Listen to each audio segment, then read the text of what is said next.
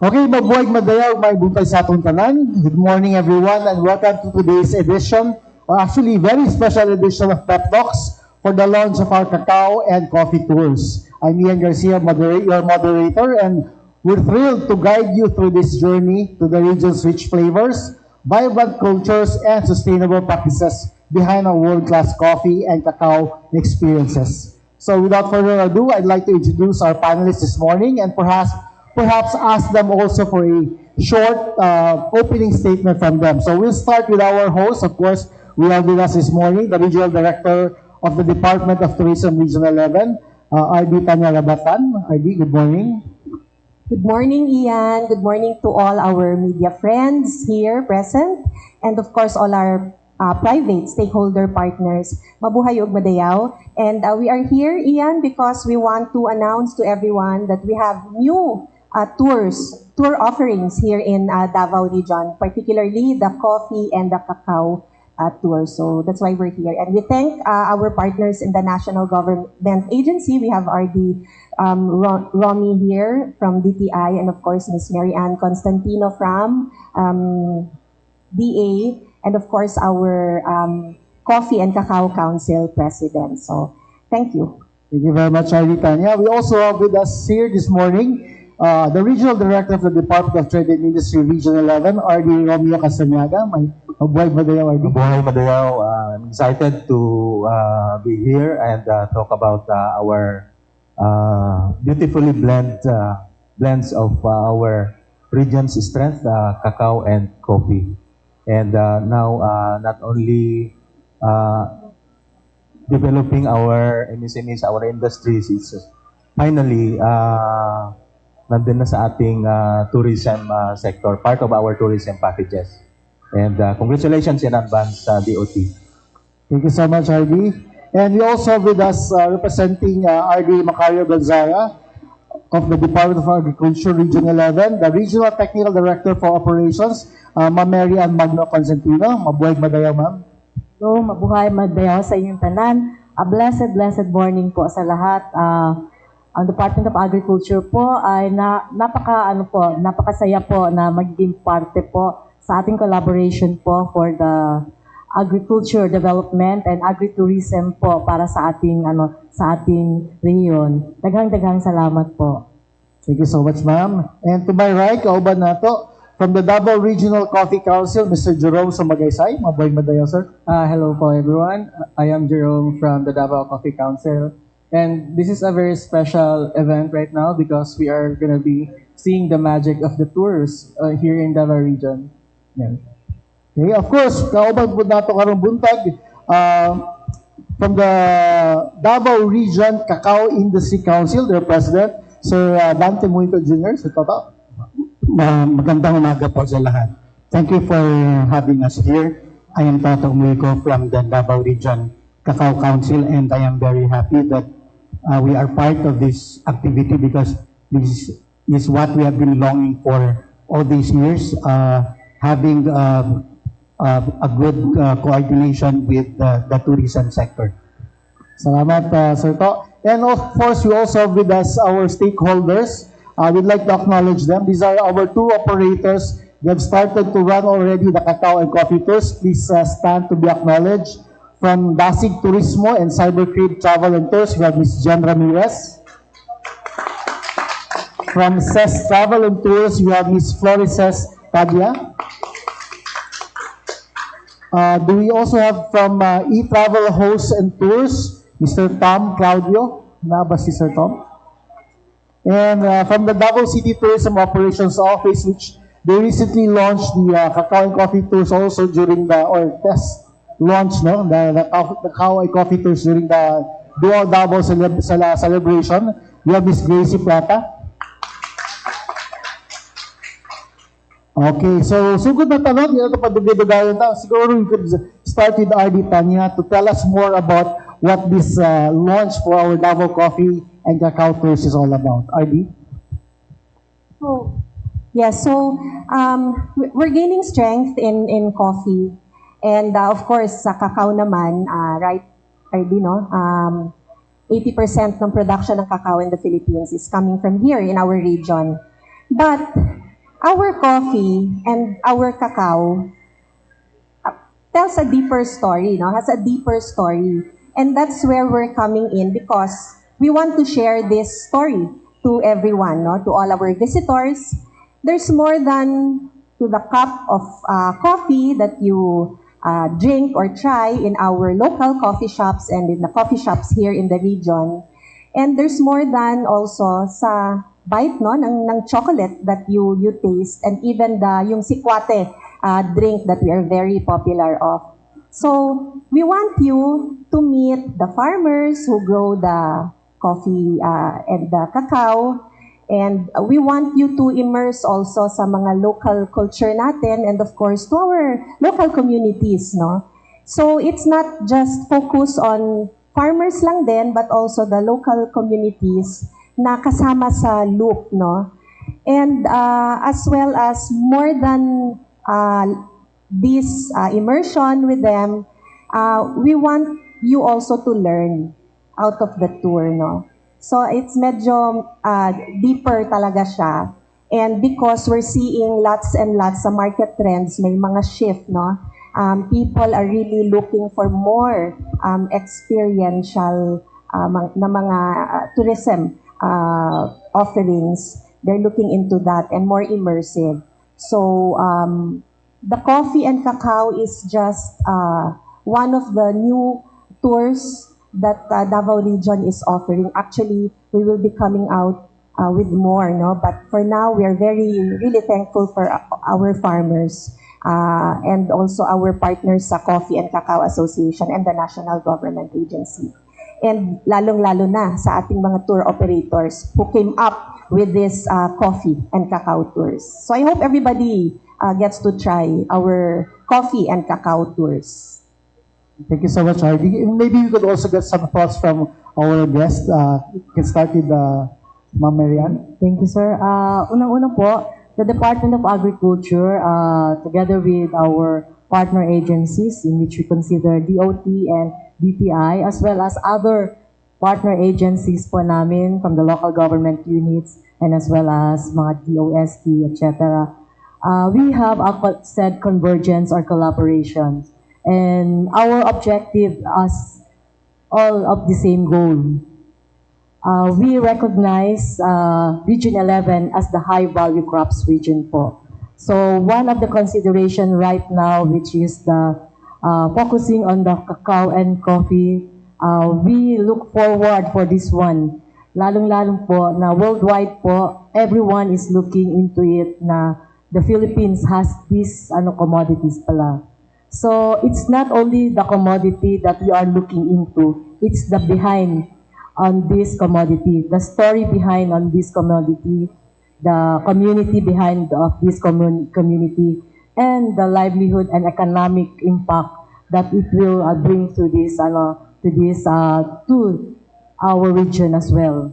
So the region is being recognized as the high value region, focusing worldwide cacao and coffee. We have been tawag dito, we have excel. We have very good growers who have excelled and given international awards even so, both for sa coffee and cacao. And we had a list of that one since 2019 up to the present. So worldwide, yun nga sabi, tawag nito, and the promotion needs to be strengthened, needs to be enhanced, and collaboration is one of the resolution on this one.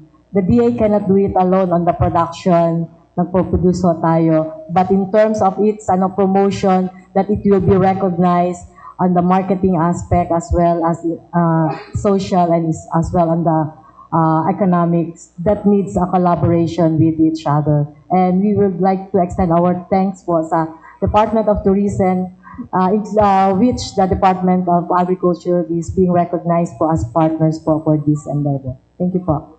Thank you, ma'am. And also to our other partner from the DTI, RD Rome. Yeah, coffee and cacao has been our priority in the agency in terms of providing support, no, looking at the chain with the DA and other agencies. So we are number 1 in terms of cacao in the country, number 2 in terms of coffee. And as mentioned by our 2 RDs here, we would like to share those stories. Not only the finished product that makita ka natin sa mga trade fair, sa market, yung sikwati, tablea, tsokolate, yung coffee, etc. But behind those products are actually stories, no, of our communities. And perhaps it's high time for us to make this awareness program for our communities and tourists, and share best practices in terms of, for example, farming, agriculture, post-harvest, processing, yung how they make the best coffee and tablea in the region. So for me, it's also good to entice more stakeholders like the young population, because nakita nila na exciting pala ang cacao at coffee if you look at the whole value chain, and it will bring not only economic benefits but also social cohesion and attraction with our younger population. So maybe I can stop there. Thank you so much, Jerome. And maybe we can also hear from the private sector, from the side of our farmers. So ito, for cacao. Yeah, first of all, we really have to unlock all these stories. No? So our government partners are telling us that these stories would really mean a lot for the industry and a lot for the economy. Why? Because it will really generate the tourist arrivals and the tourist interest in our city and in our region.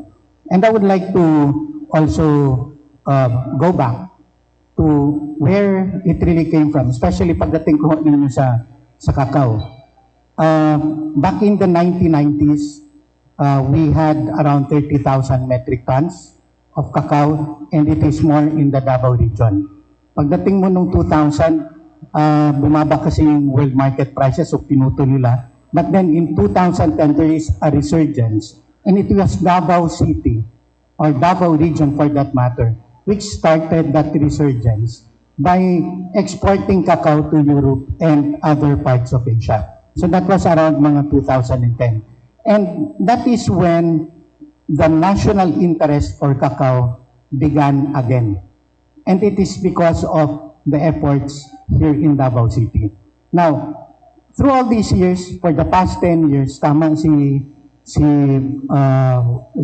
our partner from the DA, they were telling us that we have produced very, very good beans, and we have produced winners in the international level. Okay, so yung Cacao of Excellence natin, since 2017, Davao region has been consistently landing in the top 50 best beans in the world. Okay, now you have winners. Okay, every 2 years kasi yan. So every 2 years, we have somebody from Davao region. And now, 2025, there is another one, which is we submitted to Rome. So ang ibig sabihin yan, meron tayong mga winners. Yan ang tanong kasi is, yung pa mga kwento dito sa mga winners nito, nabibigyan natin ng focus. And I think that concern can be best addressed with this type of activity where the tourism sector will take interest and we tell them the story behind all these winners and all the processors that we have, those women who have been doing chocolates and tablea for decades already. I think that their story has to be heard, and this time it will be the tourism sector who will really propel this. And I hope that we will have good packages. Definitely, we will have good packages and good stories out of the partnership between the cacao sector and the tourism sector. Thank you so much, Sir To. And from the coffee sector, Sir Jerome. Hello, everyone. I am really thankful about this Davao Coffee Tour. because this will give an opportunity for the consumer and the farmer to connect to each other. Because in the coffee industry, transparency is a factor to how a coffee is appreciated. The consumer wants to know who is the farmer, how it is processed, and what are the progress that they made, because that is connection for them. And then this is a really great way to also connect with our nature, because Mount Apo coffee is really unique because it grows on a volcanic soil. It really gives a unique taste, and I believe this coffee tour will be a key to discovering, Davao tourism. Thank you so much. Okay, so the other Padugar will now open the table for questions from our media friends. Ma'am, naba tayo, May?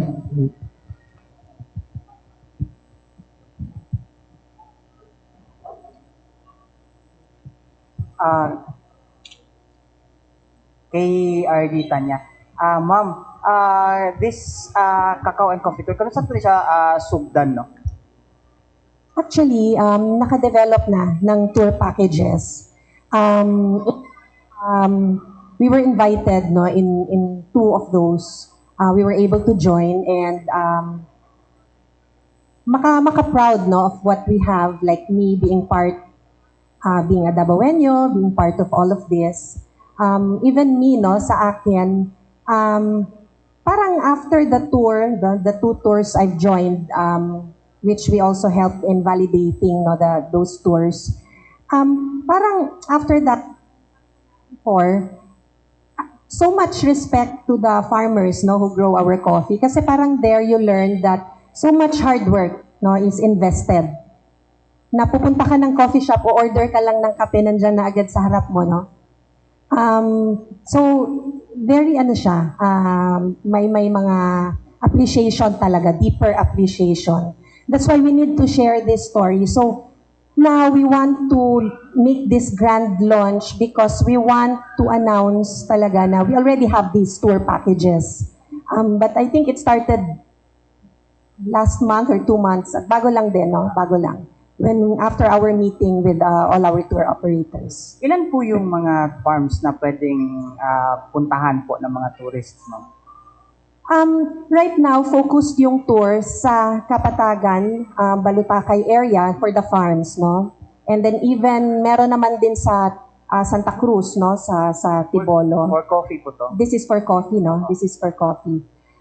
But we know that there are more coffee farms, and backyard growers all across the region. So again, another potential to develop more tour packages on that.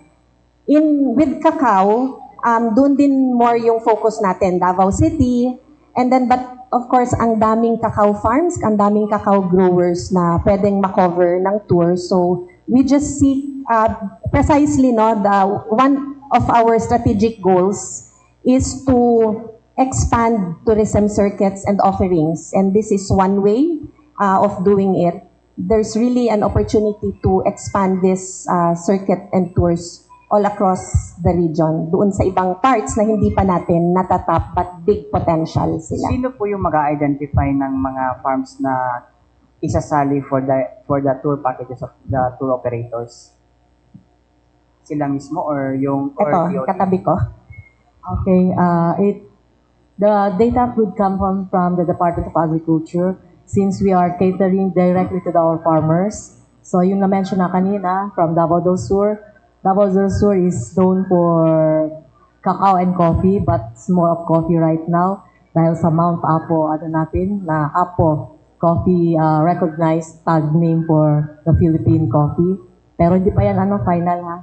That's the tag kasi sa labas Pag sinabing Apo coffee, it's the Philippine coffee ang sinasabi, but it's still ongoing. The other thing, on the data, it's very open kasi farmers namin, farmers association, and even farmer member individuals po recognize ang kanilang pagiging industrious, pagiging masipag, at pagiging innovative po. They're not relying so much on the government's assistance, actually.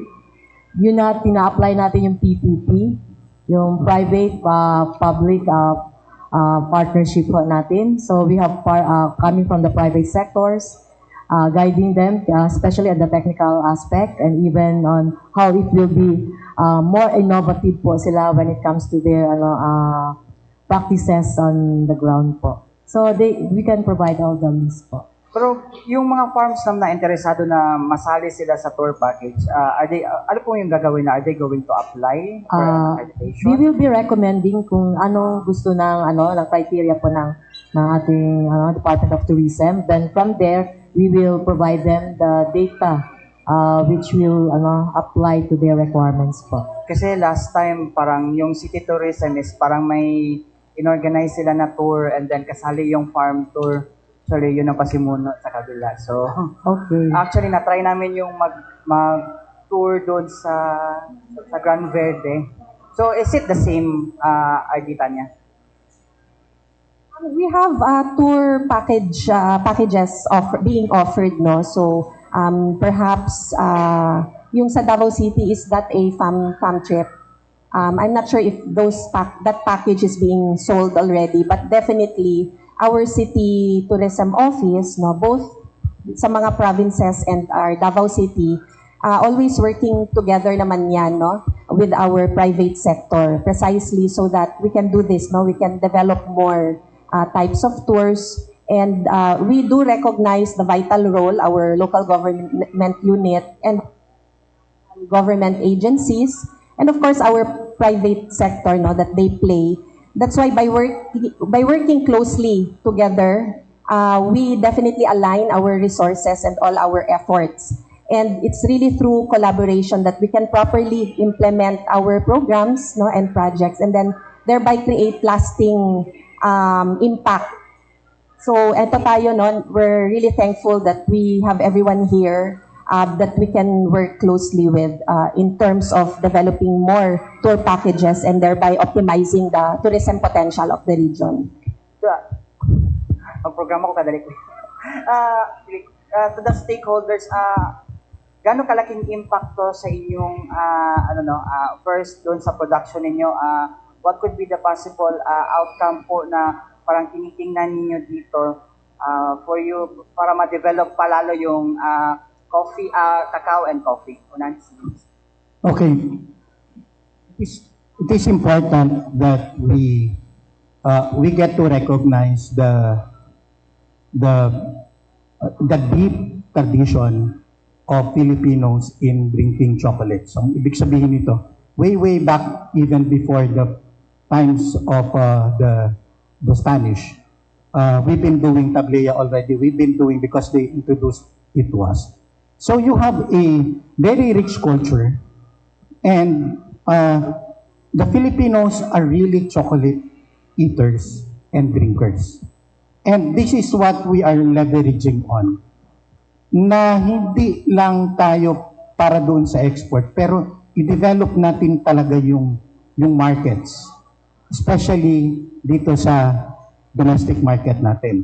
Ngayon, it would also be important now, with this type of activity and with us launching this thing, I do hope that our regional development councils, our local government units will also take off from here, that i-promote din natin ito dahil sa ito yung magpo-propel ng domestic consumption ng ating chocolates. Kaya nga, actually 3 weeks ago, we had a meeting and with the Davao Region Cacao Council, and we will be coming up with some resolutions urging our government to really promote cacao, not only as a crop but also for consumption in our tourism establishments and restaurants, that they use local cacao, and for people also to buy more cacao locally. So yun yung more or less yung impact ngayon dito. Ito ano lang siya, parang start siya, pero malaki yung magiging impact ito para doon sa ating industriya. If this will be successful, sir, no, tingin ko magsasucceed talaga tong program na to, no. Are there any possibility of expansion of more land areas of cacao plantation and production volume, mas tataas po ba? Are we expecting that? Definitely. Because, you know, Davao has always been the template for cacao industry development. And when they see that Davao is progressing in this aspect, then it is not only here in our region, pero lahat ng mga areas din na may cacao, gagawin din nilang template itong gagawin natin dito sa Davao. Thank you, sir. How about the coffee? Same question. The Davao Coffee Tour will give an opportunity for awareness to our consumer. They always ask us, why is coffee expensive? And then they don't know the process of a coffee has been through. So it's very underappreciated to some commercial types businesses. So it's a very important tour for them to be educated and for consumer also to be educated. And second one is to market Davao region coffee, because coffee lovers around the world will buy your coffee. It's very essential. And then this will also give us more investors. More investors means more quality of production, and then more production means more livelihood, and then we can empower our farmers. Same question din kay Sir Dante. Are we expecting expansion also of coffee land areas in terms of coffee plantation? And then also the volume, are we also expecting increase on volume sa ang production? Yes po. Philippines, may shortage pa nga sa supply natin dito sa Philippines. And then we import coffee from outside pa. So it's possible, definitely. Kasi high value crops program, meron yun. They plan to expand the dedicated coffee farms into 20,000, I think, diba? Yeah, 20,000 hectares. They're planning expanding. Last time, for DA and DTA, what are the interventions that we are going to give for us na matugunan natin yung demand for coffee and cacao with this new package tour ng DOT? Okay, from the Department of Agriculture, we consistently provide supports to our farmers. Lalo-lalo na yung mga smallhold farmers natin. And very inspiring if this program will be pushed through and be strengthened and enhanced. Dahil more farmers will be inspired to engage and to do more better or best sa kanilang farming activities. So right now, we were providing them, actually we have an allotment of 17 million for 2025 alone to cater the production support services po ng ating mga farmers. That would include yung distribution of planting materials. We have also the fertilizers. We have also the tools and infrastructures po para sa kanila, and as well as the capability building po natin. So other than that, we also have the research and development continuing to improve the varietals for every areas of zone for the coffee and cacao as well. So marami po tayong magagawa pa, and we are also encouraging and promoting the organic agricultural production for this coffee and cacao. So for health and nutrition level naman din po. And as well as in the world market po, it costs of a high price po ang binibigay. So with all of these interventions po ng Department of Agriculture, that is only under the regular programs po namin. Other than that, we also have the special programs, which is a World Bank assisted naman din po. Yung PRDP? Yes, we have the PRDP and the MIADP. Dalawa ho yan. So actually, there's another one coming up sa European also. Pero later na lang kasi i-launch namin yan. So these are World Bank assisted, and they look forward for prime commodities po, and malaki ho ang kanilang inaasahan po sa Region 11 particularly on the high-value crops po natin. So, yun po. Follow up ko lang ma'am yung 17 million. Is it for coffee alone or Yes, both both po yan. cacao Oho. and coffee? Yes po. Other than that, we have the 130 million po that is alone for PRDP. Pero we're coming up with another one kasi yan pa on deck for the for the release of the funds. The other one in MIAD-P, upcoming pa, bago lang po talaga sila ng kanilang RPAB. So hopefully, full force po ang support po natin sa ating mga farmers po on this aspect. Thank you. For DTI po. GEROME. Yeah, for DTI, we are looking at this industry level. So we have the industry cluster enhancement program, meaning we look at from the production, processing, post-harvest, and marketing. And very specific project, foreign assisted project that we have is the Rapid Growth Project. That's IFAD funded for 4 clusters.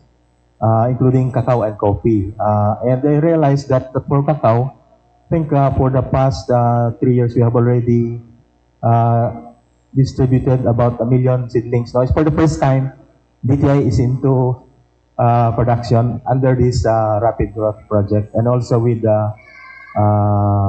coffee. And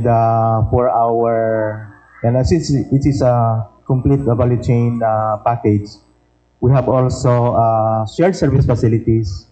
For the past 5 years or so, we have been distributing shared service facilities, more of cacao and coffee. And these are post-harvest processing, tablia making, mga chocolate making, etc. So these are for our MSMEs, no? So it follows from the production from the Farmers Association. Our support is also for our MSMEs and even some of the anchor firms connecting with the market. And this is a new model now because as Toto MUYCO said, maybe it's not all for export, but the domestic market is so abundant and just connecting our produce. And now we have the opportunity for our tourists and communities to inform and be aware of the whole process of producing coffee and cacao products. And more of our regular interventions for MSMEs are, of course, improving their packaging of their product development, the quality, and entrepreneurship of farmers, because sometimes as farmers, they also need mindset of being an entrepreneur, no? And having said that, perhaps our tour will reverberate to other products in the community. So it's not only coffee, you drink coffee, but in the community, there are products such as this, food, their local food, their beadworks, and other products of the community. So it's just a come on for cacao and coffee. Their tradition and stories are come on. So we have entrepreneurs do this and package so that it is more inclusive and sustainable. So on the part of DK, hindi lang makaka-benefit yung cacao and coffee, but other products within the community. And other products. In fact, I would like to suggest to the package that perhaps if in the province or in the city there are OTOP hubs or pasalubong center, that can be part of the tour, because nandun yung finished products, not only cacao and coffee but also other products of the province or the region. Okay, thank you po. Okay, before we proceed, now we would like to acknowledge the presence of our partners, the president of the Davao Tourism Association. We have with us this morning, Ms. Nicole Haubian Ledesma. And also from each of our hosts and tours, Mr. Tom Claudio. Magandang and welcome to us. And maybe later to give us a clearer picture of how the tour is being run. We also ask them kung sa tour is all about. So, to continue, we have with us Jandi from GMA. Hi, sir. Hello, ma'am. Good morning to Ma'am Tanya. Ma'am, what is our expectation on the impact of adding these tours in our tourism, especially in terms of tourist arrival? Do we have a expected or target addition to our tourist arrivals? Not only that it will help increase, because I'm sure a lot will take interest, I hope, through the help of everyone here, let's spread the word that we have these new tours. And apart from, increasing arrivals because they want to try these tours, adding these tours will also help to add more offerings, meaning they stay longer, We need to always keep on introducing more tours to make them stay longer. So apart from they coming here, they also stay. Okay. Ma'am, how big is the potential when it comes to revenue? Mas spread kasi siya, So it's not just, we have so many coffee shops within the city and so in other municipalities, in other provinces. We have these local. Apart from that, if you go to the communities with the tours, mas spread. So it really provides livelihood opportunities. And like what RD Romy mentioned, it's not just coffee and cacao, but rather also their opportunity to sell their products like yung mga crafts nila, food, So, and create more demand and to expand the coffee and the cacao industry.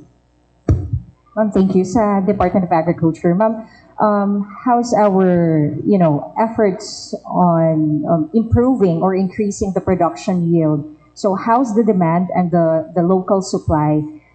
Si Sir, sabi niya kanina, he was talking about the exportation, but how do we balance exportation at the same time, ensuring our local supply in Davao region?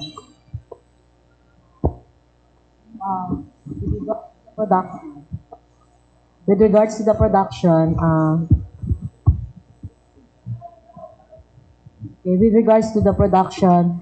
we keep on expanding, having a great demand not only in the local as well as on the international. What is good about this one, the local are being inspired, are being encouraged with the setup of the international or worldwide demand on it. Because they're not only buyers, they're also investors. Na-mention na yun kanina. Investors, just recently, we have tatlo lang po yun. Ano yun sila? They came just to see here the farmers and to see the farms as well. And then they wanted to know the story and they wanted to see the community. And then after that one, I will buy this one. Ilang tonelada raw ang available. On the spot. Paano kaagad? Kaliwaan. And the other thing, they propose for an investment. And that is an ongoing negotiations right now with our office. That is one thing good about this one because DA cannot do it alone, lalo-lalo pag-invest on the ground, from production up to the marketing. And what is good about this one right now, we have a very good market. And they wanted a part only of that one, they will take it. Yun ang maganda dun sa ating market right now. It's come from US and Europe. They offer the help, but they will not take all. They will only take part of the production. So that is one thing good about this one. So our farmers as well are also being inspired on this one, on this scheme. Although we will have it officially and legally put into place. Kaya nga meron tayong sinasabi namin PPP, there's a private sector also to do the thing to help us out on the packaging, and then the Department of Agriculture also catering on the coordination when it comes to the production aspect of the farmers as well, and providing them the targets ng ng kanilang area po. So that is one thing good, convergence that I have mentioned. And the other thing, the Department of Agriculture is also strategizing when it comes to the production. That is what we call the clusterization and consolidation. We'd like to have a comprehensive assistance or support po para sa ating mga farmers. Coming from the start of the production planning up to the marketing aspect. So everything will be tackled. So there is a collaboration of every partner agencies that we have. So that is ongoing, and some of us that already has prospered. We started small, kaya nga mas maganda nga, and they appreciated it. When we presented it to our investors, buyer investors, they appreciated it because we started it small, then going big. We are not talking, ang emphasis is we're not talking of now only, we're talking of a long-term relationship. It's not only business, but a relationship on the community. Yun po, parang may touch of outreach community program din po sila. All right. Ma'am, I understand that we've been known for having quality coffee and cacao beans, but how do we make sure and maintain, especially in sustaining the quality, like how do we prevent diseases and choosing the right beans to plant? And do we have any plans to expand our production areas? Or do we still have areas para ma-expand ang mga cacao and coffee farms? With regards to yung sinasabi niyo, continuous coming up of a very good varietal of both coffees and cacaos. Yes, we have, because we have the R&D division po sa office na namin, and we are collaborating not only on the local and national, but we are also collaborating even at the international level po. So ongoing po yan. Meron ho tayong 3 stations right now ang Department of Agriculture. One is in Manambulan, the other one is in Marilog, and the other one is in Mati, Davao Oriental. We have very big areas po for this commodity po. It's ongoing, yes. Other than that, we have also techno demo areas po. We have partners coming from the farmers and as well as from the private sectors for a continuing improving of our varieties. And from there, we come up with a very good, kaya sinasabi ni Sir kanina na nilalagay namin sila on our decision. This is a very good variety, but we would like to have it compete at the national and even international level. And it seems that we really have a very good potential even sa labas po. Thank you. Okay. Ma'am, how vast is our farms, coffee and cacao farms? Coffee and cacao farms right now, napakalaki po, but I could not, sa DA lang po. Do we have available data also on how many farmers do we have for cacao? Yes po, I have a profile region-wide, but I can provide it for that one. Thank you so much. Okay, from SMNI. Hello po, yung buntag sa tanan. This question is for Ma'am Tanya of the Department of Tourism. Ma'am Tanya, alam po natin when it comes sa agritourism, meron po talaga yung competition. Hindi natin maiiwasan na even dito sa Pilipinas, we have to parang compete para mas maraming bumisita sa atin, lalo na po dito sa Davao region. So we cannot avoid na talagang kailangan nating kumbaga magkaroon ng parang promotional na maganda talaga para mapansin tayo ng national at the same time international community. So ma'am, paano po tayo naiiba dito sa Davao region? Being Bisaya farmers, ano yung parang maipagmamalaki natin sa ibang mga farmers dito sa Pilipinas? Like Ilocano farmers, they are known to be masipag, like that. So dito, bilang mga Bisaya farmers, ma'am, since gusto nating ma-feature ang ating mga magsasaka dito sa Davao region, ano kaya ma'am ang maipagmamalaki po natin sa mga Davaoenyo farmers or specifically sa ating mga coffee and cacao farmers po?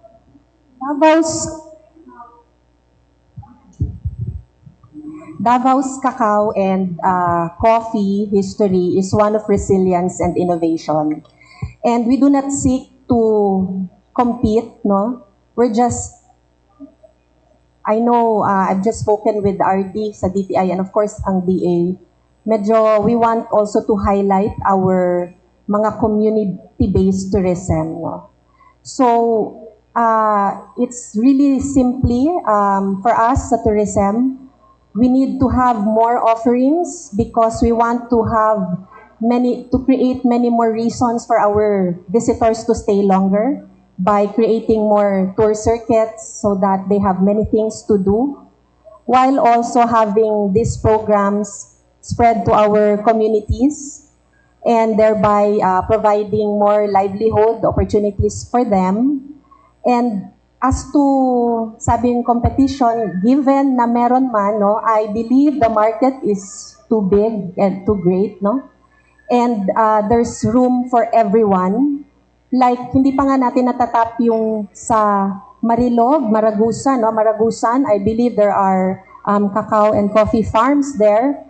Wala pa yung tours natin doon, hindi pa umaabot. So, there's so much room, no, to expand this. This is just the beginning and one way of telling everyone that we have these tours already, so please come and visit us here and experience the cacao and coffee and meet the people behind these beans.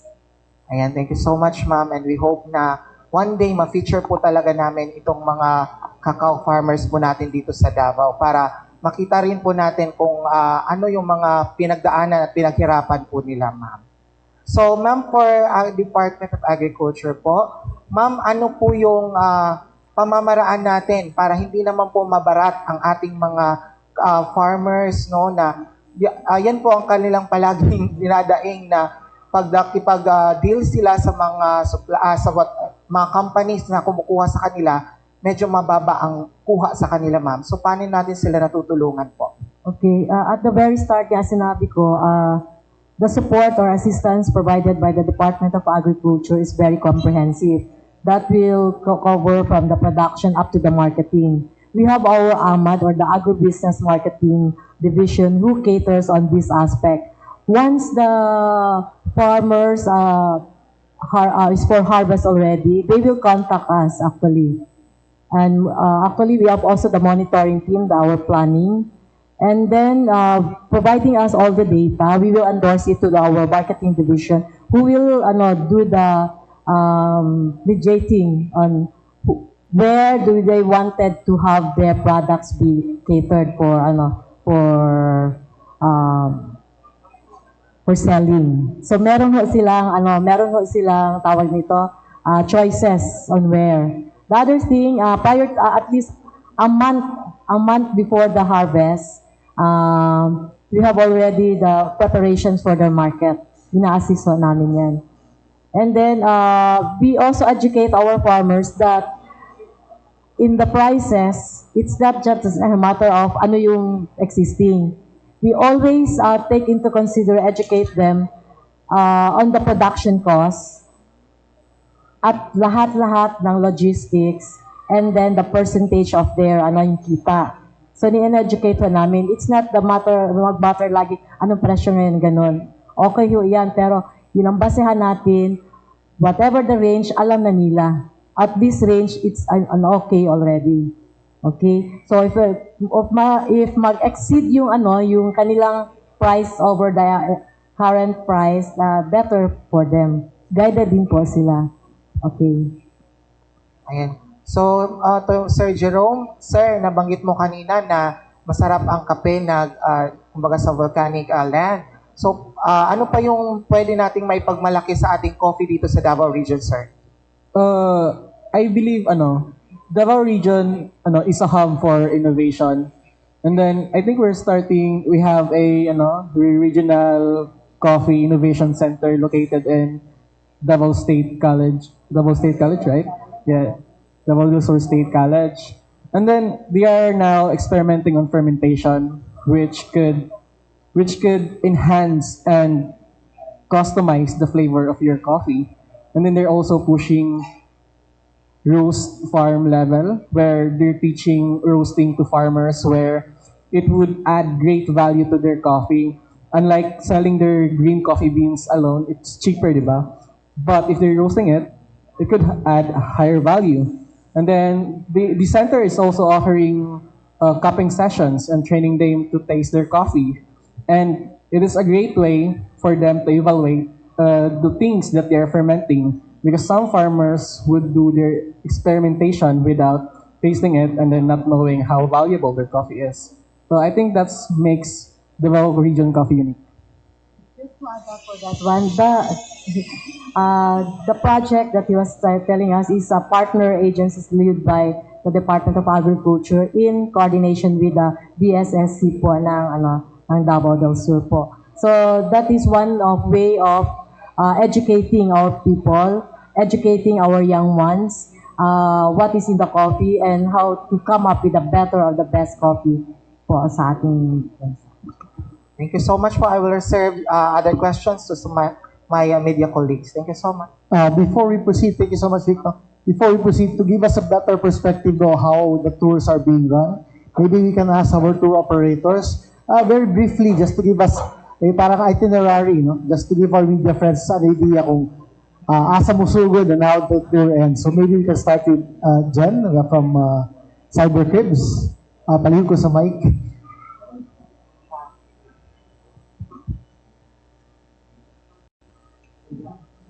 Hello, mabuhay Madayaw.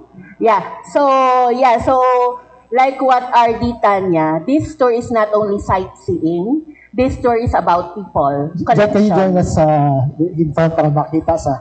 Okay. Makita ang beauty ni mo ba?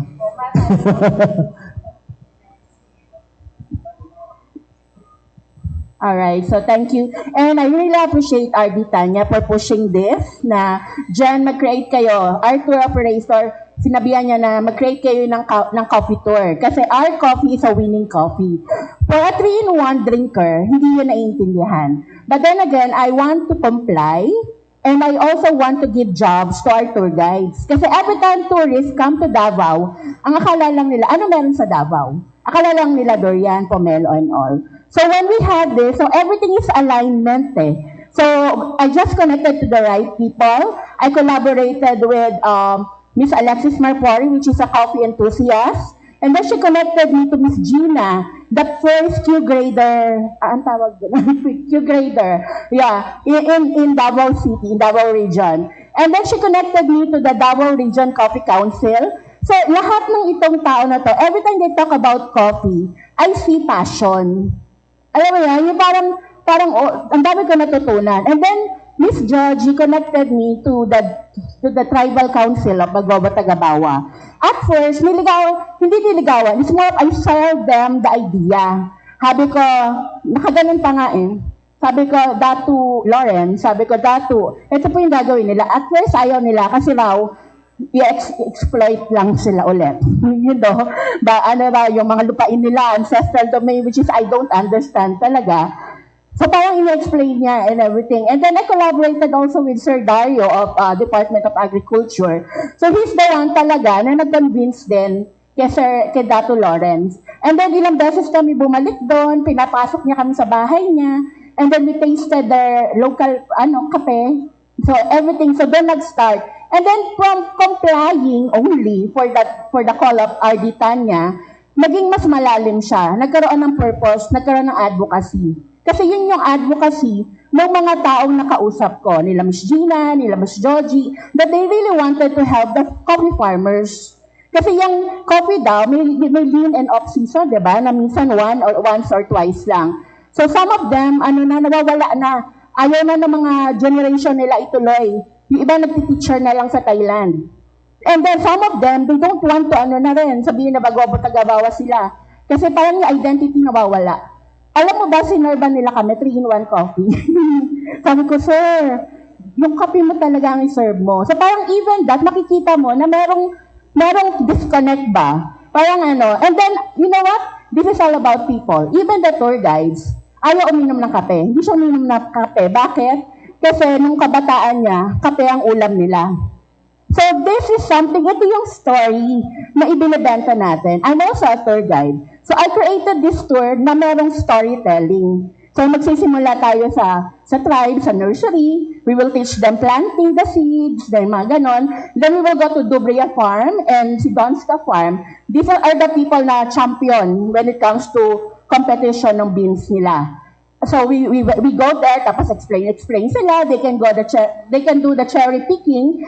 After that, we will go to coffee for peace, yung bean processing. So doon we will learn yung process ng coffee, yung drying, sorting, even the farmer is present. So pinag-share ko rin ng farmer, ano yung nagawa ng coffee farming sa buhay niya. Paano nabago. Yung mga ganon. And after that, we will go to the coffee museum. So wherein they will see the history of our coffee. Even not only in our region, but even worldwide. And after that, the last thing is we will go back to Davao City, sa Frog Cafe. Doon naman, yung modern roasting na.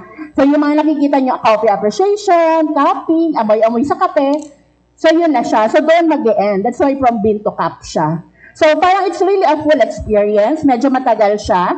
But we created na 4 versions. So meron na city and farm, meron na farm lang, meron na city lang, and meron din na coffee appreciation lang.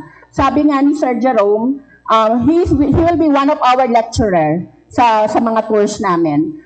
Sabi niya nga, minsan kasi may mga kape, hindi lagi nag-harvest, so wala raw iro-roast. Pero sabi nga, we can do this another option, which is the coffee appreciation. So ito yung mga half-day tour lang na pwede gawin ng mga turista na ano yung meron sa Then we will do the coffee crawl. So di ba ang dami natin. So right now we are yung awareness. Alam niyo ba, grabe yung effect niya sa Japan. When we went to Japan 2 weeks ago para ibenta ang Davao, yung mga Japanese, they are really interested. May nag-email na sa akin. I sent them kasi drip coffee. Sabi niya, Miss Jen, I want to get that coffee. Your drip coffee is very good. So I will buy that, then I will do an event dun sa Japan. So ganun kalaki yung potential. And then tomorrow we will have mga local tourists. We have one coffee farmer sa Surigao na medyo malaki sila doon. I learned lang through them na dato pala sila doon. But they wanted to go here. They want to experience this tour kasi they want to get the good practice daw na mga nanditong coffee farmers natin. And also, yung mga coffee enthusiasts galing pa na Marawi, Iligan, actually then made from Davao. So parang, alam mo yun, yung sinasabi ninyo na mag-ilan, hindi namin pas matansya ngayon, but definitely, nakuha yung attention ng maraming coffee enthusiasts and coffee farmers, education, pwede siya educational tour, and yung mga wannabe coffee shop owners. So, yun. So, and even yung media sa Manila, nag-contact na rin para for this. So, malaki yung potential niya. Okay, thanks, Jen. Maybe also hear from Ses Travel. They're also offering coffee tours, pero different naman yung itinerary. Hi, good morning. Mabuhay yung madayaw. We offer same tour coffee and cacao, but we have different itinerary. And for the coffee, we have 2 options. We have the seed to sip and the beyond the cup. But the difference of this, like some of you might be curious, so what's the difference if we will book the seed to sip or the beyond the cup? The seed to sip, it is different from the beyond the cup because it focuses on the process, and you will spend more time on the farm, and then you will experience the coffee farming from sa pagtanim, sa pag-alaga, until sa pag-harvest. And the beyond the cup, it focuses on you'll experience same sa farm pa rin, you'll experience what you experience in the seed to sip, but it focuses on the showcasing the religion and culture of our Bagobo Tagadawa tribes. Kasi po, this is not just a tour, but it is a bridge. For me, it is a bridge because it connects with the tourist. We connect the tourists to the culture and to the people behind it, because we are not just showcasing the products, the cacao, the products of the coffee products, but we are celebrating the people behind it po. So that's it. And for the itinerary naman, so it's a quick, brief lang for the itinerary is we usually depart from Davao City at 5:30. or 6:30. It really depends on the tour type. And if mag-overnight po sa Highlands, so nag-a-adjust din kami sa itinerary. I would like to, I would be happy to announce na we had a pilot tour with foreign guests last Wednesday, and the feedback is really good, and they said that our coffee here in Davao really tastes different, especially if you drink it in the Highlands. So we are proud to launch. Then after today po, we are proud to accommodate more groups, and it really available, and we can offer it sa day tour kasi makabalik po kayo ng Davao at 6:30 p.m. So pwede pa talaga yung sa mga my flight na 10:45 p.m. Davao to Cebu, and also for the Davao Manila na last flight, kaya pa talaga siya. Kasi we are encouraging tourists, kasi po we want to sustain the direct flights from and to Davao, and especially for the direct flights international, Hong Kong to Davao and Thailand to Davao po. So sana masustain natin yung direct flights by offering more tours like this. Thank you so much. Thank you very much, Ms. Flor. From the Cacao naman, may we hear from Mr. Tom Claudio. Is he still here? Wala siya, no?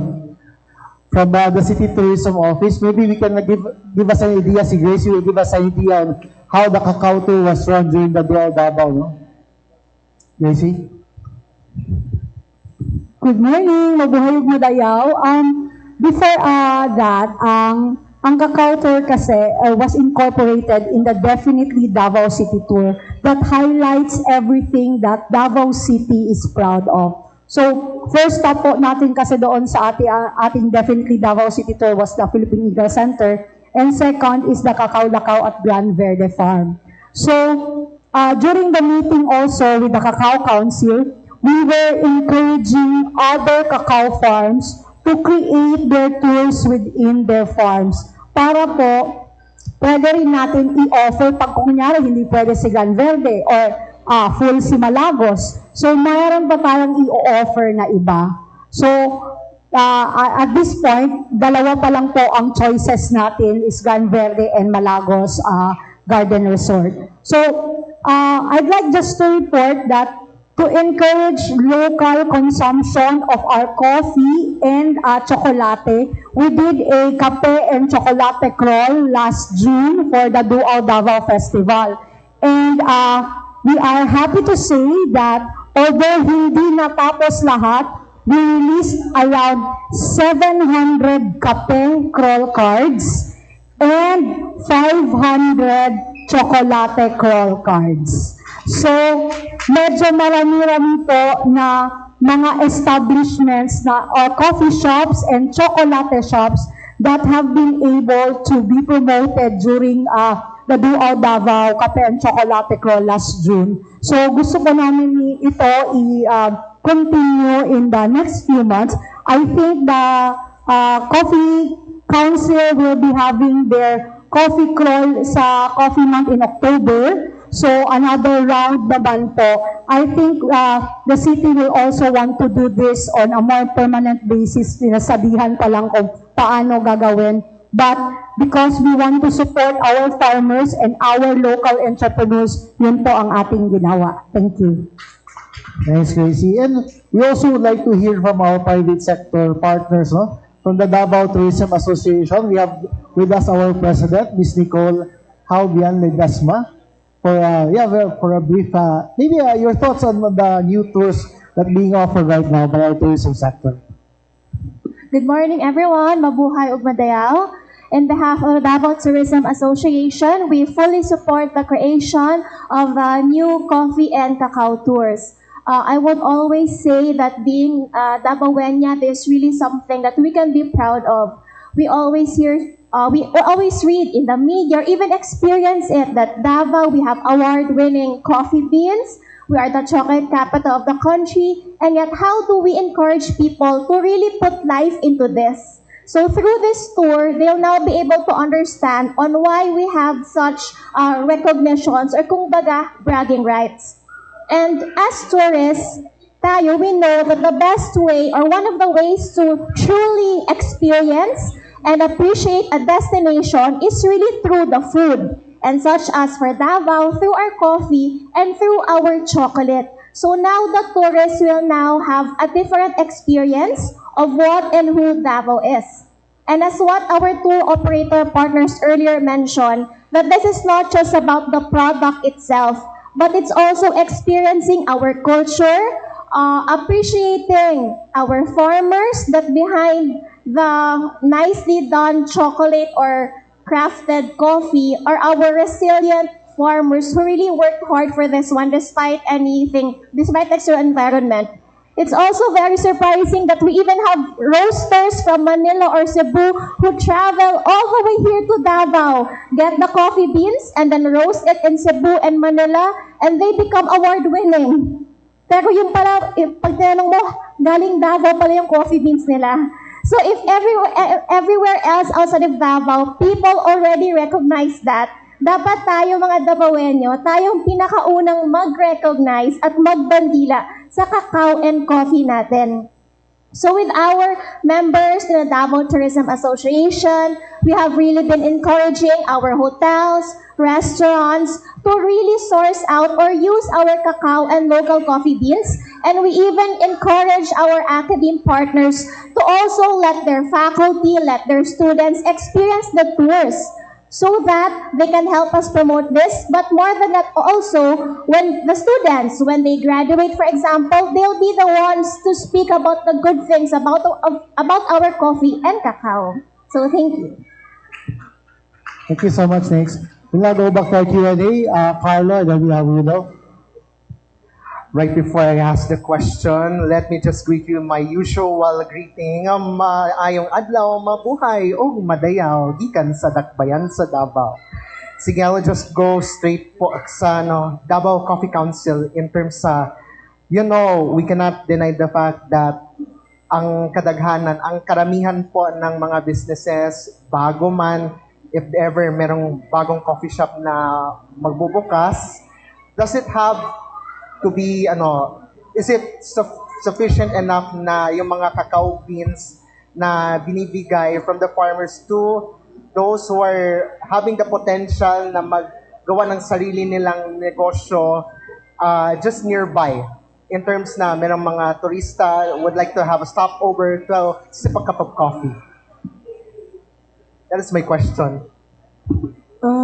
For new businesses that want to enter the coffee industry, the Davao Region Coffee can support in terms of supply.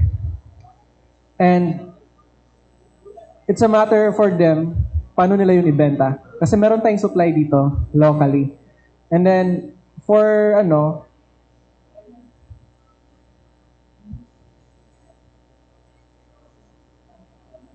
and yun nga, nasa kanila na yun, paano nila yun i-present. Kasi coffee can be interpreted in many different ways. If you're a coffee shop owner, you could make your coffee shop a third wave coffee, second wave coffee, or first wave coffee. What does it mean? So third wave coffee focuses on specialty coffee, brewing your coffee on a manual method where you could highlight different types of flavor, such as Mount Apo. Mount Apo has lots of flavor notes which is unique to Mount Apo. It could be citrus, it could be floral, it could be chocolate. That's why Mount Apo coffee is really unique because of those flavor. And coffee shops can go to commercials or the second wave. Second waves are commercials where milk-based and flavored coffee are there. And then, luckily, Davao Coffee is producing Robusta and Arabica.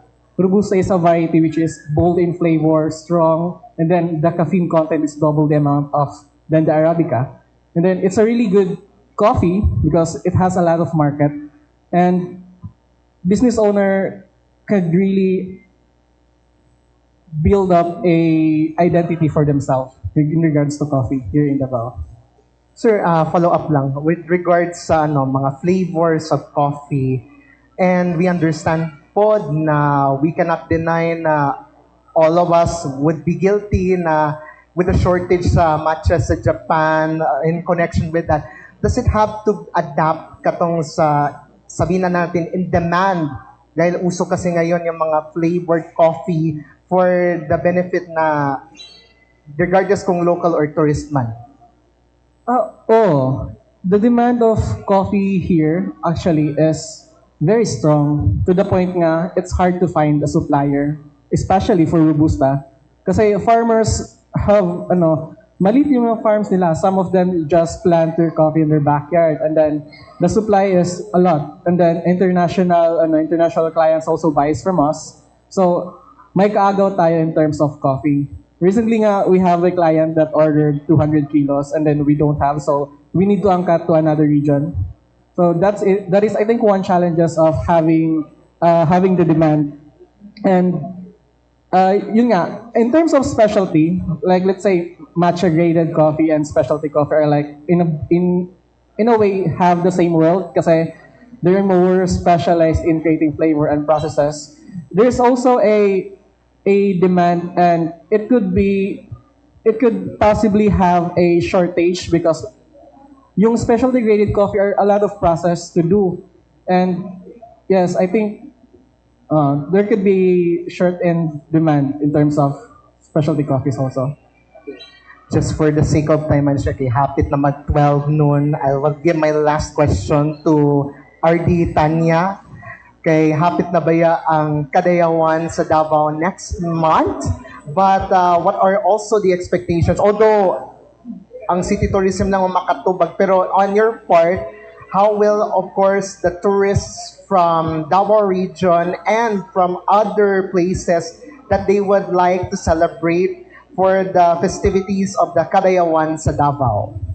Yes, so Kadayawan is always special, no? That happens every month of August, wherein a lot of visitors come to festival. So as always, the support to the local government of Davao to help promote the festival. So we're hoping to get visitors to more and more, and of course through also the added tours, they will give them more reasons like stay longer diri sa atua.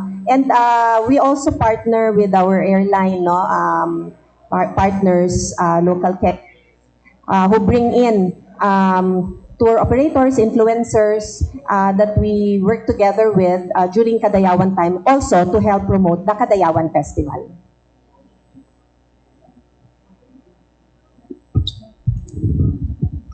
Guido, maybe for our last set of questions. To Toto, because actually punta ko dito kay baka akala ko may sikwate. Diba dati? Yung sa kamustahin ko lang yung after, because na-feature yung press con kayo ng sa other con for Cacao, may Cacao crawl with the Duao Davao. Kamusta yung reception natin sa ating sikwate, and with this coming Cacao crawl, ano yung mga Cacao tours, no? Ano yung ilan po yung magsali na sa ating industry? Okay, thank you for the question. Number one, during the Duao Davao, I have to tell you that itong Duao Davao na ito, where we have our chocolate festival, this is one of the most successful chocolate festivals that we've had in recent years. Ang ibig sabihin, yung reception ngayon ng mga tao para dito sa Duao Davao na festival, chocolate festival, is so huge that lahat ng mga nag-participate ng mga small and medium enterprises, they're all happy about the sales that they had. So ang ibig sabihin, nagkakaroon ngayon ng renewed interest in the industry. Pangalawa, pagdating mo ngayon doon sa tours, okay, we are working with the tour operators, and we will be coming up with more better tours, more SMEs to participate, no? And definitely during the Duao Davao, during the chocolate tours, the people are really happy because number one, yung mga ibang kumakain ng tsokolate, hindi sila nakakita pa ng kakao. Hindi pa sila nakatikim nung buto. So these are very simple things that we offer to them, but they appreciate and they know where the cacao comes from. They know where the chocolate comes from. So I think that of course with the reception also that was conveyed to them or communicated to them, this encourages us to be more aggressive and take up the challenge, no? Work with the tour operators and make the packages better, more improved, and with better coordination with all the rest of the agencies and the private sector. So sa Kadayawan, we will see ganito pa rin, para yung Dual Davao na ginawa nyo? Yeah, during Kadayawan, we will still be doing some tours, and we will coordinate with the Davao City Tourism Office and DOT for that. Si Kuwate, meron sa next na press con. Expect that yung mga si Kuwate natin. Okay, so I think that's all for this morning. Before we end our pep talks, we'd like to ask for a closing statements lang from our guests. Balik na kayo, sir, to. Just like a short closing remarks. Okay, first of all, I would like to thank the tourism sector for really coming up with this idea, and this will really help the industry a lot. Definitely, the deeper effect of this is not only the tourist arrivals, no, tourist receipts, but it is more of encouraging more young people to go into tourism, more young people to go into developing of products, more young people to go into farming, which we really need so that we would improve the industry as well. So, maraming salamat po sa inyo. Jerome? I'm glad also to be part of this talk today on this new package of tourism. For us, it's the other end, no? It's the market for the products of our cacao and coffee. But I have said kanina, it was also empowering to the communities, and therefore it becomes an advocacy for us, and not only for always looking for our quality coffee, but also the delicious sikwati and other product offering of the community. So for me, it's advocacy for 3 Cs, the coffee, cacao, and communities. Thank you, Ardy. Mambaksa ta kay Ma'am Mary Ann. Una po, I'd like to thank everyone for being part of this program, lalo na si Ma'am Tanya, the DOT, for inviting the Department of Agriculture for this very important. But I'd like to read the closing caption po coming from our regional office po. That the Davao region, powered by its award-winning farmers, vibrant cooperatives, and steadfast support of the YA11 High Value Crops Development Program, continues to raise the bar of the Philippine cacao and coffee with the ongoing investments in research, sustainability, and capacity building, and robust market linkages, both domestic and global. The region is poised to expand its lead, making cacao and coffee a driver of inclusive rural development and international competitiveness. The future of Davao, cacao, and coffee is as rich and promising as the chocolate and coffee produced crafted from its beans. Thank you po, Maring Sam. And Sir Jerome? Thank you, everyone, and I am truly honored to be here. And I would like to thank this special event right now, because I believe this will give the coffee industry a lot of opportunity, and the goal really is to empower our coffee farmers and then make more livelihoods. That's all. And of course, RD Tanya? Yes, this coffee and cacao tours are story-driven, culturally grounded, that seeks immersive interaction that highlights our local identity. Through the tours I've joined, I've met farmers who shared their story, that their lives was life-changing for them. So to us, it's just that wonderful cup of coffee that we enjoy in the local coffee shop, but yung equivalent niyan doon sa farmers, no? So it's really nice that we have this tours. You learn on the authentic narratives. The tours are very straightforward. It's not heavily curated. We want to show the authentic side, no, of how it is.